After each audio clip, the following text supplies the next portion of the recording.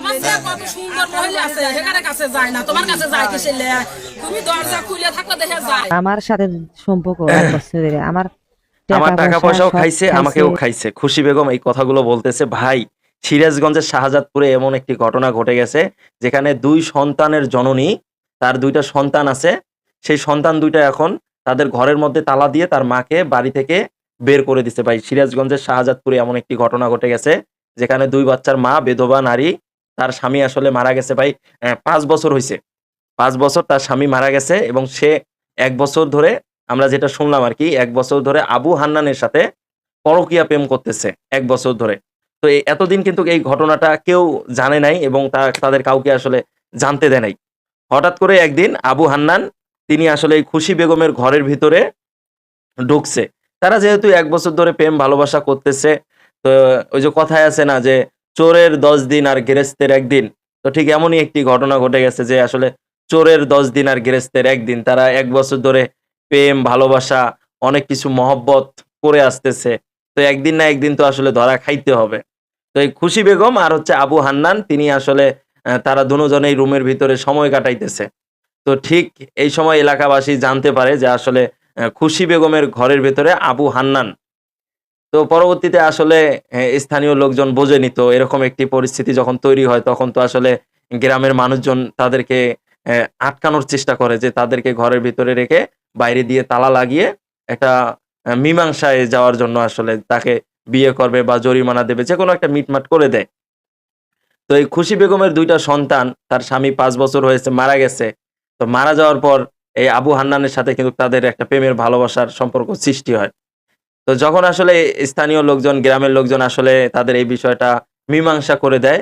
মীমাংসা করে দেওয়ার প্রায় 2-3 মাস বা 6 মাস যেতেই খুশি বেগম এখন আবু হান্নানের বাড়িতে গিয়ে বিয়ের দাবিতে অনশন করতেছেন এবং তিনি বলতেছেন যে, "আমাকে খাইছে, খাইছে, আমার টাকা পয়সাও কিন্তু খাইছে। এখন আমি কিন্তু সর্বহারা। আমার আর কোনো কিছু নাই। আমার বাড়িতে আমার ছেলেরা ঘরের মধ্যে তালা দিয়ে রাখছে। আমি ঘরের ভিতরেও ঢুকতে পারতেছি না। এখন যেহেতু আমি আবু হান্নানের বাড়িতে এসেছি, এখন আমি তাকেই বিয়ে করতে চাই। আর সে যদি আমাকে বিয়ে না করে আমার জীবনটা আমি শেষ করে দিব। কারণ আমার সর্বহারা। আমার ছেলেরা আমাকে বাড়িতে ঢুকতে দেয় না। তারা ঘরের ভেতরে তালা লাগায় রাখছে।" এবং আবু হান্নানের বাড়িতে আসে। আবু হান্নান এদিকে আবার 3 সন্তানের বাবা। তারও বিশাল বড় একটা ফ্যামিলি। তো বর্তমানে এই যে খুশি বেগম তিনি আসলে আবু হান্নানের বাড়ির সামনেই মানে বিয়ের দাবিতে অনশন করতেছে। তাকে যেন বিয়ে করা হয়। কারণ তাকেও খাইছে, তার টাকা পয়সাও খাইছে। তো তিনি আসলে বিয়ের দাবিতে এভাবে অনশন করতেছেন। তো আবু হান্নানের বাড়ির লোকজন নাকি খুশি বেগমকে মারধর করে বাড়ি থেকে বের করে দেয়। আমরা দেখলাম যে বাইরে প্রচন্ড বৃষ্টি হচ্ছে।